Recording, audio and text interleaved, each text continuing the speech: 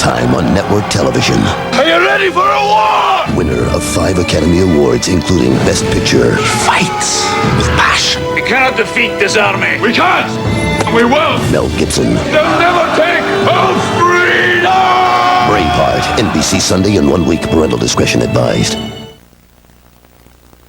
Returning to our story, Danny Rolling may enjoy his notoriety as a killer, but he can't profit from his crimes. That's the law.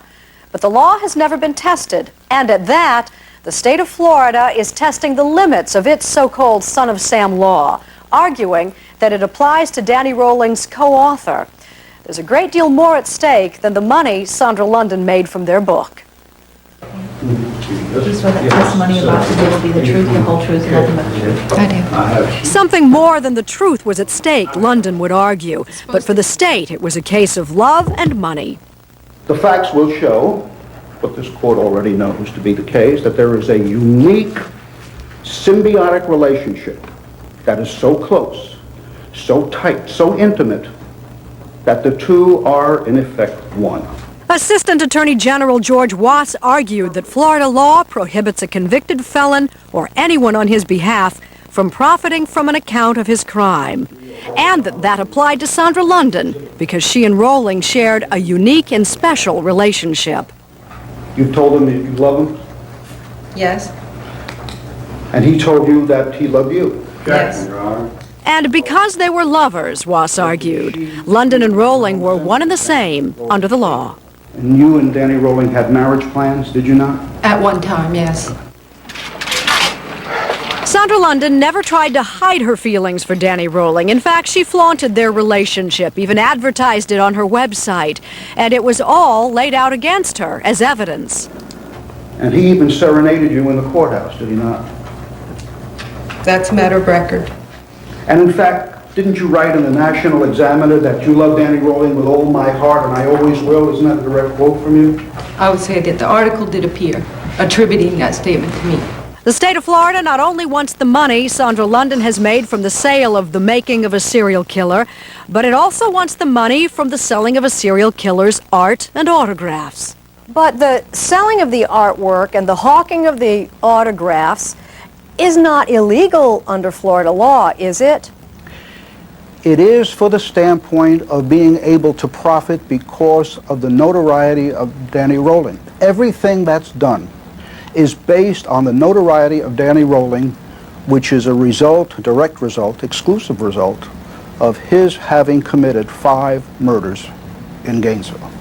And it's a great marketing tool that they've used, only they got caught at it.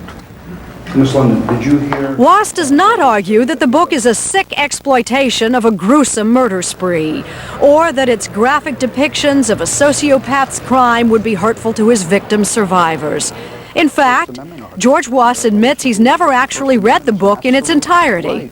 Your case was not based on the content of the book, whether it was obscene or not.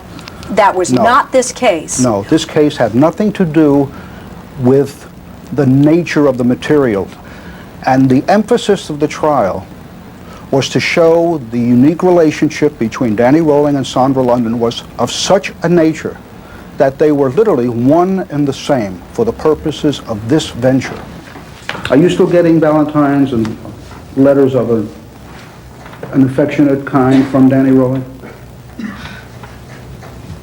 Yeah. Are you still sending him similar types of correspondence? I write to Danny about 3 times a week. London doesn't sell their love letters, though she posts them on her website. What purpose do those letters serve to inform the public as to why Danny Rolling is a serial killer? That's a very good question. That's why I asked it. Now answer it. As you know, the crimes he committed were ostensibly sexually motivated, and I find it very enlightening to examine the way he sees the woman in his life, which would be me.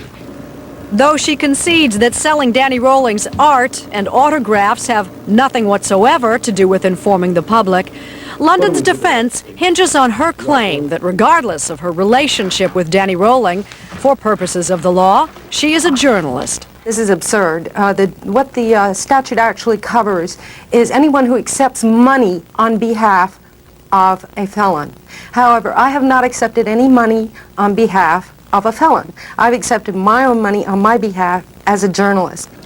A reporter with a death row beat, if you will. She cites a lengthy list of the death row inmates she's collaborated with or written about. Oh boy. Let's see. Wayne Henderson in California. Quadruple murder. Man who was executed for triple murder in Georgia by the name of Larry Lonchar. A man who was executed in Texas. John Wayne Gacy. He was death row executed. Those are the highlights. I mean, I'm sure there's more. Danny Rolling is not the only story I've ever done, and the reason that I'm doing it is not because we had a relationship at one time that was a personal relationship.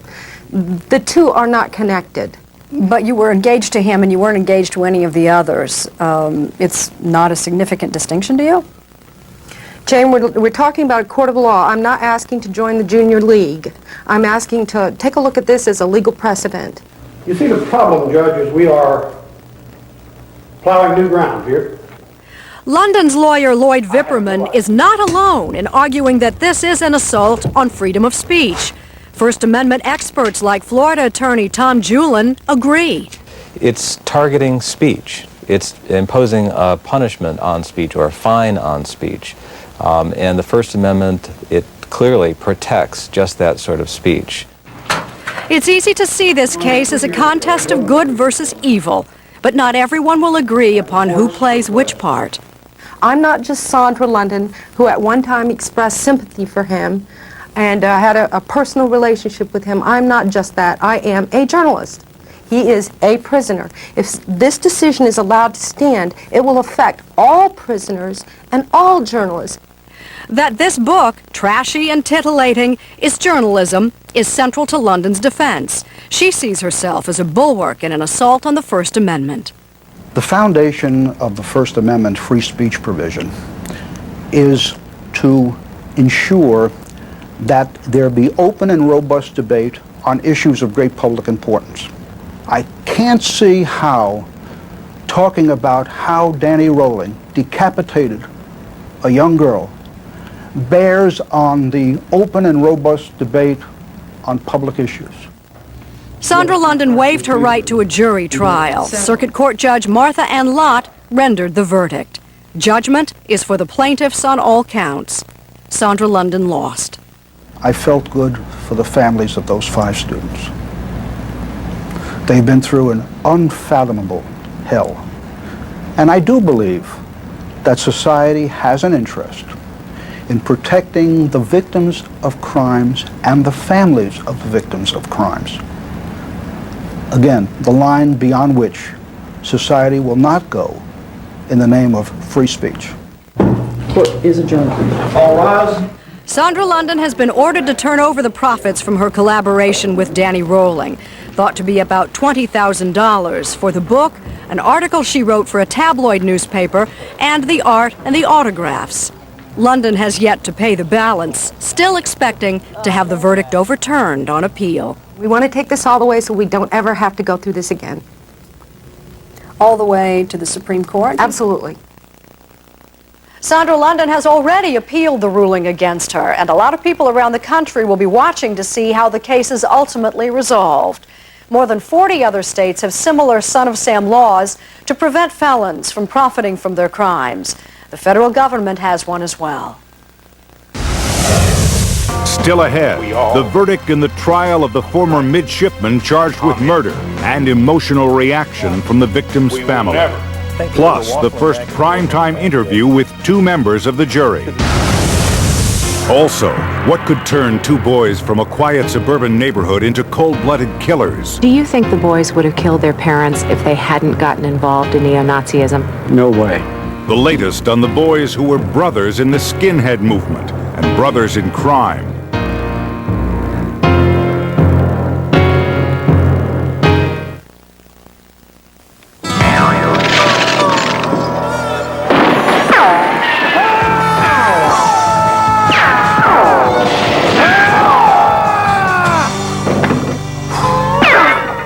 Here's your coffee. Thanks. Pass the sweet and low. What's this? It's the same thing. It's not. Can't drink my coffee without my sweet and low. Well, what do you want me to do about it? Sweet and low, for millions of people, there's just no equal. Don't believe anything you hear. Don't accept anything you see. And above all, be careful who you sleep with. Yeah! Anything else? And you'll do just fine. Yes! In Palmetto. You know, this could work.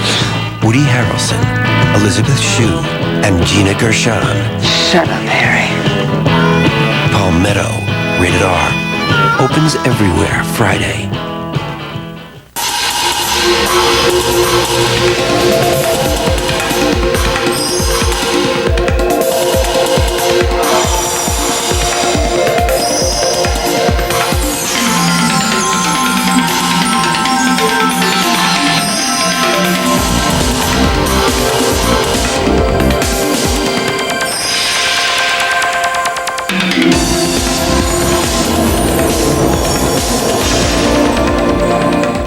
A Law and Order event. 3 episodes that earned Law and Order the Emmy for Best Drama on one night. Look at what kind of monster your daughter's gonna marry. Go ahead, open it. Prosecuting her killer is our responsibility. 3 episodes together on one incredible night of Law and Order, beginning 8/7 Central, NBC Wednesday. Denzel Washington, Gene Hackman. Hang on, everybody! In the nuclear thriller. God help you if you're wrong. God help us all. The network premiere of Crimson Tide, NBC Sunday. Now the Dateline timeline. All the following events happened during the 3rd week of February. Do you know what year it was? Because businesses make jobs for you. And Black leader Malcolm X was assassinated in New York at age 39. The Ranger 8 spacecraft crashed on the moon after sending back thousands of pictures. Mr. Eklund is a rude, foul-mouthed, drunken, filthy beast. Well, be that as it may. This is the filthy beast speaking. Cary Grant sparred with Leslie Caron in Father Goose. Louis, tell us the truth. I got nothing to say. William Shatner starred in TV's For the People. And Gary Lewis and the Playboys had a sparkling single. This diamond ring doesn't shine for me anymore, and this diamond ring doesn't mean what it did before. All right, what year was it? 1965, 1966, or 1967? The answer when Dateline continues.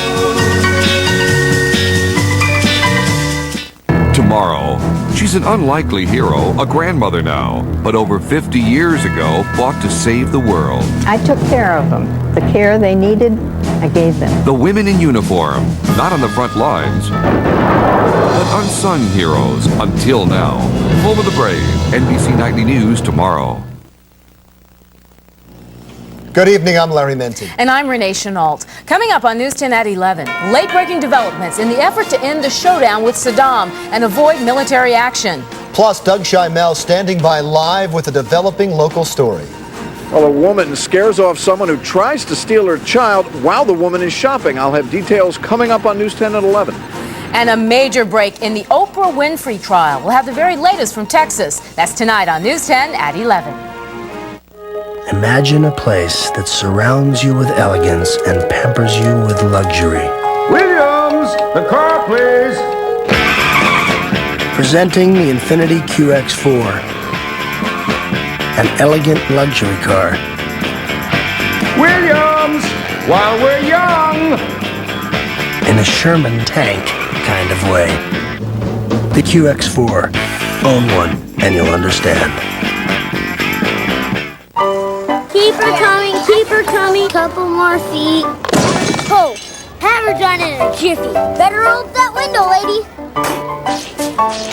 Bug guts, birds. Always done your part to help schools raise money? Apply for a Target guest card. Use it and we'll donate 1% of the total to your favorite school. So schools get what they need. Lunchtime. And so do you.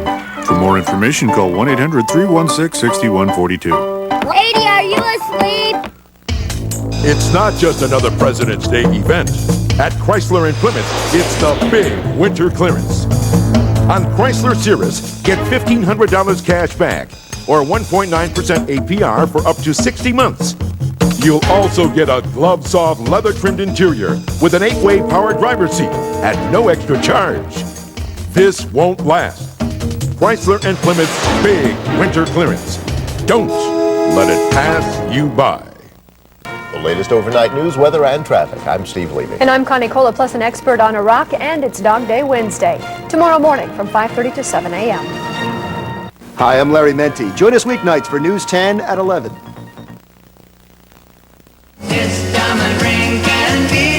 So what year was it? Malcolm X was gunned down. The Ranger shut down.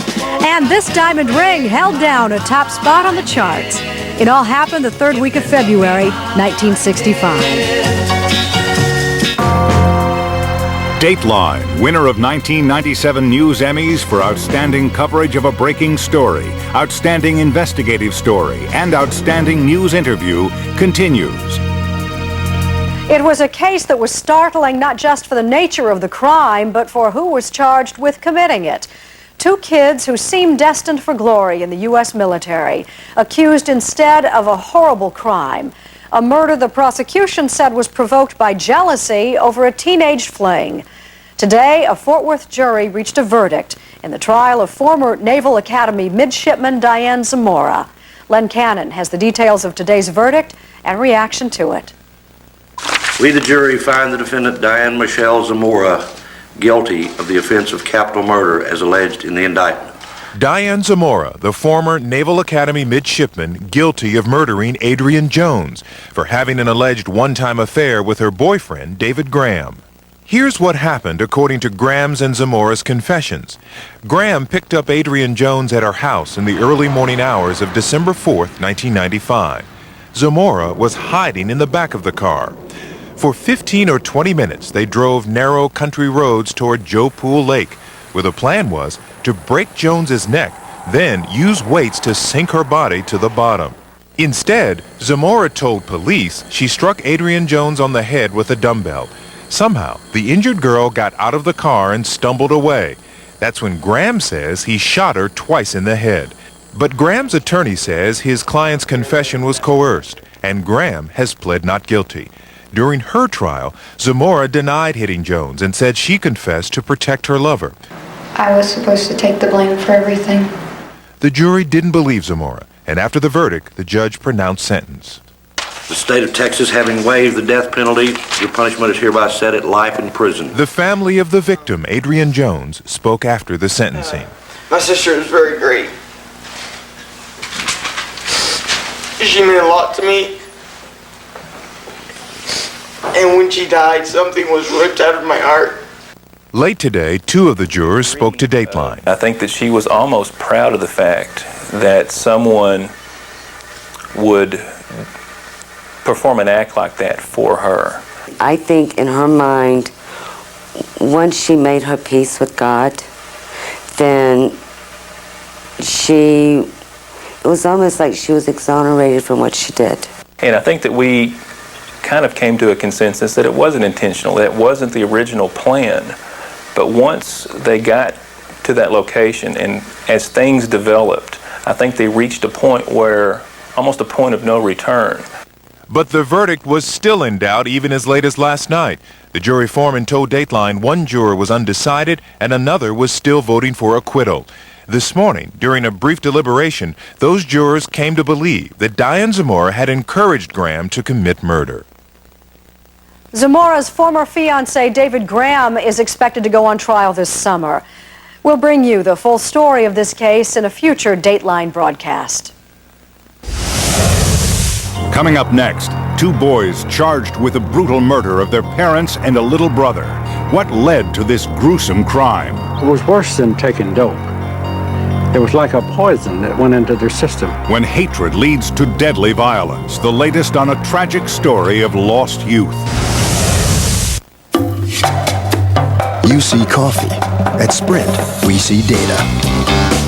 Data from the field that works to project the future and allows access to information that helps people work together to achieve results on a global scale. A rich, robust blend of data that business relies on every day. Because business runs on data, and data runs on Sprint. Where do you see the rate Dollar gave me on the convertible? With great rates right at the airport, it's no wonder so many vacations start at Dollar. I believe this is my stop. Welcome to Dollar, sir. Off to the beach. Where your vacation ends up, however, is another story. Well, we're here. And right now at Dollar, you can rent a Dodge Neon for just $26.99 per day. Dollar. Makes sense. When you ship with Priority Mail, it's a great way to save money. But what about other parts of the world? There's Global Priority Mail. And here's the best part. Give us a few days more, and you can save up to 70% over FedEx or UPS. So, what's your global priority? Try Global Priority Mail from the U.S. Postal Service. She has so many enemies, it's a miracle she's lasted this long. Everybody hates me. But this week, her world will come crashing down on Days of Our Lives.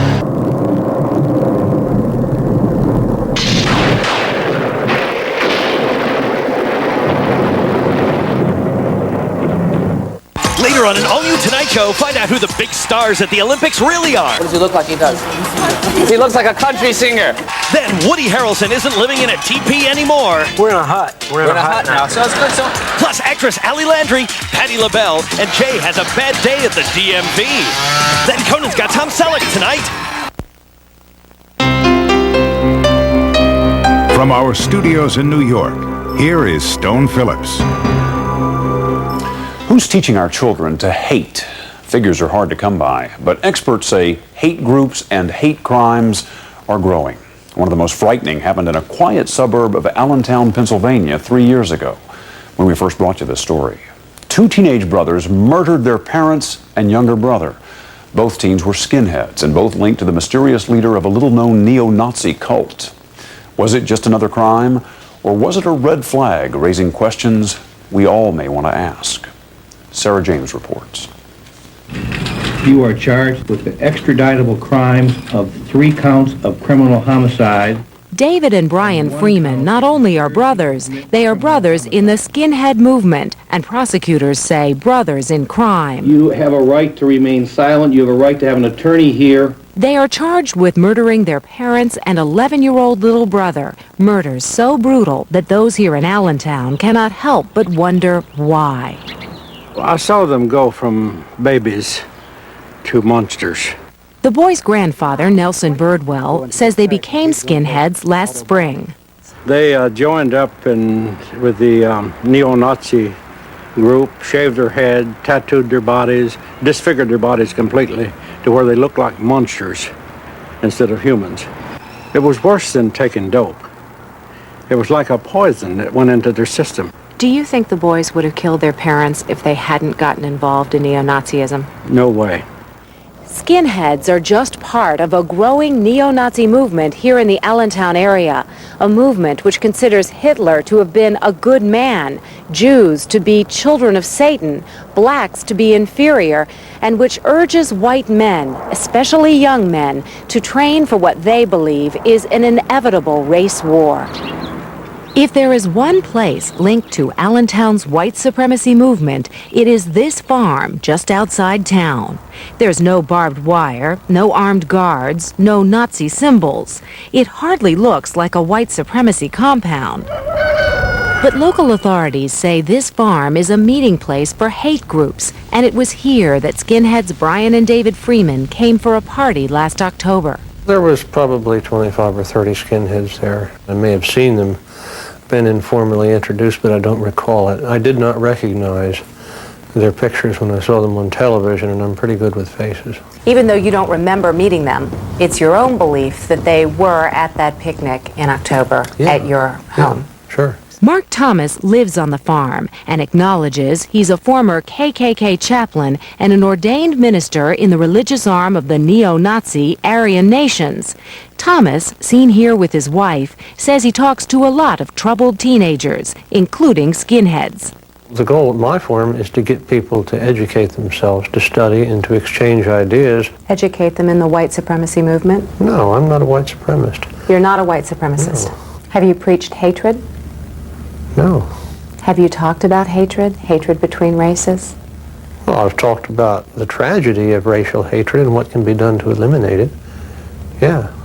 I mean, the way you're talking now, it sounds like Sunday school down there, but the way other people are telling us about it is quite different. Sunday school is exactly what it was. It was held on Sunday and it was educational.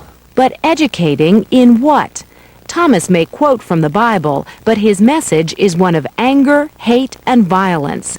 Just take a look at some of his writings, obtained from human rights groups, like his newsletter, The Watchman. We have drunk deeply of the Jews' poison as a race and have been turned into an effeminate and perverted people. We curse the Jew for what he has done. And elsewhere, he tells followers, we of the white race are going to have to rise up and kill the people who are oppressing and destroying us. The Freeman Boys, by their own choice, become involved in white supremacy organizations. Floyd Cochran was the national spokesperson and a youth recruiter for the Aryan Nations, where he met Mark Thomas. But Cochran left and became a leader in the fight against hate groups. He says the Freeman Boys' mother called him in January, asking for information about Thomas. She told me that the boys had been there numerous times. How much of a link do you think there is between Mark Thomas and the Freeman Boys? You take those views and you pump them into children who are emotionally unstable. It's bound to happen that one of them are going to strike out after a while. I never met them. I never taught anything that could possibly be manipulated to encourage anybody to kill anyone. We have always promoted family values. But what kind of environment might the Freeman Boys, or anyone else, have been exposed to at Thomas's farm? Mark's house offered a place where I didn't have any really parental supervision. We could go out and drink all night or do whatever we wanted to, really. 17-year-old Emily Heinrichs says she got a first-hand look at the shadowy world of hate, the world of white supremacy, when she lived on Thomas's farm for 2 months in 1993. I would just go to school, go on with my day, come back to his house and do my homework or whatever, and we would shoot the guns sometimes. We have had targets that were silhouettes of the human form. Would it be possible that there could have been a form at the firing range of a black person fleeing and that you might not have seen it? Oh yeah, there could have been anything like that I didn't see. Emily Heinrichs has left the white supremacy movement, but says just a few months ago she got a call from a skinhead, an old friend, Brian Freeman. Well, he told me that he had started getting involved with some skinhead type people, and he thought it was really neat and stuff. And he knew about my association with Mark Thomas, and he was definitely interested. Emily says Brian had problems when she met him in 1992 at a drug rehabilitation program. Well, he never liked his parents, really, especially his dad. He said his dad used to hit him and stuff. But I'm not sure what really went on. There were signs that Brian's anger at home was turning violent. She says Brian wrote her this letter in February of 1993. It just says, Emily, well, I'm stuck in a mental hospital. If you must know, I beat up my dad. So after I leave here on March 18th, I go to another hospital for a month or two. So how's your life? White power, 1, 2, 3, 4! Brian's life would only get worse when he and his younger brother became skinheads last spring. Trouble with their parents escalated, arguments over the family's Jehovah's Witness faith, and the boys' trips to skinhead concerts like this. Skinheads are universally dangerous. To be a skinhead is to be violent. Barry Morrison of the Anti-Defamation League says the skinheads are a growing problem nationwide. Their 3,500 plus membership around the country are responsible for thousands of other types of crimes, as many as 36 murders around the country since 1987. But what about Brian Freeman? Could his involvement in the skinhead movement make him more violent? His friends say they saw a change. Brian, he used to like me, and he was nice a lot of the time, but then other times he was just really scary. Did he seem to be really into the whole white supremacy movement when you knew him? Yeah, I went with him to a tattoo shop, and he was getting a Nazi symbol in a shield and the SS symbol in a shield and Weissmacht, which means white power in German, on his chest.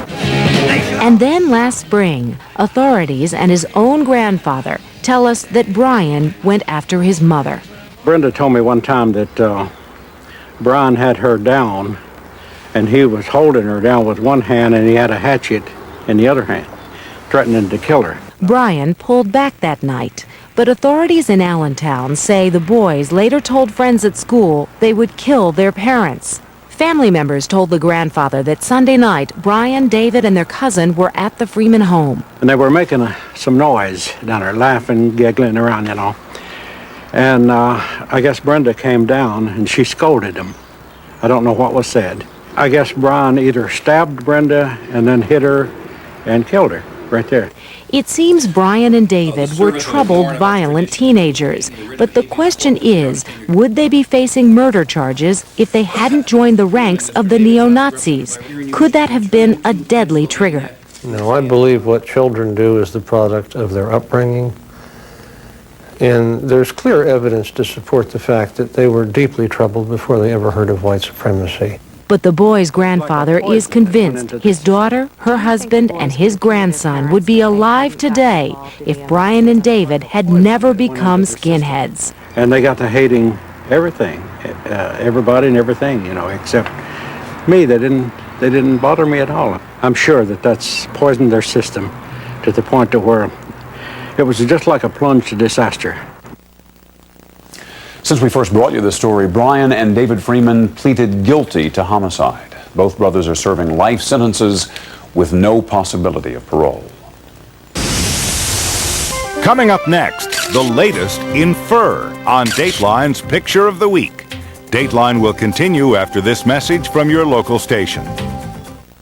Next on News 10 at 11, a local mother scares off someone who tried to snatch her baby at the grocery store. News 10 is live. Startling information about over-the-counter drugs, a hidden camera investigation next on News 10 at 11. The other day, Karen had to hurry to a surprise birthday party. Honey, the doctor's on her way. Almost there. So Karen didn't need any surprises from her car. Just breathe. We need you to breathe easy. Ford Taurus has millions of real-life miles behind it, and a reliable door-tech engine in it. The doctor's here. The doctor's here. I hear someone's in a hurry. And I know 2 people. Make that 3 people. And we're sure glad that she bought this car. Ford Taurus. It's built to last. Hey, hon, did you see this Kmart Dollar Days flyer? Sure did. Wow. At these prices, we could stock up for a year. Sure could. Bounty paper towels, 2 for... $11. Rubbermaid totes, 2 for $10. White Westinghouse appliances. $8 each. GE light bulbs. 4 for $5. Uh-huh. Kids separates. 2 for $10. Ladies body wear. 2 for $10. We better get to Kmart for Dollar Days. Consider it done. Name brands. Low prices. That's Kmart. Matt, got your email. Vancouver? Genius. Passed it on to Epps. He's running it through the Northwest. Hey, Matt. Idea's a hit in the Northwest. I've got purchasing checking suppliers. You want it up top. Client briefing. Your Vancouver idea. Want to take your business to the next level? Love that look when you first color your hair, but hate it when the color starts to fade? New Revlon Color Stay hair color won't fade away. It's the hair color with revolutionary Color Stay staying power. It penetrates deep into every strand, then locks in to resist fading. So shampoo after shampoo, your color stays rich, Stays beautiful, and won't fade away, even on my gray. New Color Stay hair color from Revlon. Resist fading. Won't fade away. Revlon. And now here's Matt Lauer with a look at what's coming up tomorrow on Today. Stone, thank you. While the wrath of El Nino is being felt all over the globe, we'll take a look at some unexpected victims. California sea lions and the folks who are working very hard to save them. That story and much more tomorrow on Today. Jane? Now let's take a look at one of the stories we're working on for Dateline Friday at a special time, 8 o'clock, 7 Central. A body is found hanging out of an office window in Chicago. On the desk there was a gun, and there was a rope tied to the base of his steel desk. The victim, a mystery writer who said he'd infiltrated a neo-Nazi militia. He says that if these guys find out who I am and what I'm doing, he said they'll kill me. They'll kill me. Was it murder or something more bizarre? The story on Dateline Friday. Finally tonight, during the Russian winter, a good warm coat is a necessity. But a little fashion sense doesn't hurt either. From Moscow, we call our picture of the week the latest in fur. Despite their natural coats, sub-zero temperatures can be tough on dogs too. But an enterprising seamstress has seen to it that a few lucky dogs can really walk the walk. Outfits match every personality, from the most delicate to the macho outdoors type. There are even shoes to keep a dog's warm. And although you may think the owners seem to get carried away, some dogs do too. That's all for this edition of Dateline. Join us again for Dateline Friday at the special time of 8/7 Central. Now stay tuned for your local news. I'm Jane Pauley. For all of us at NBC News, good night.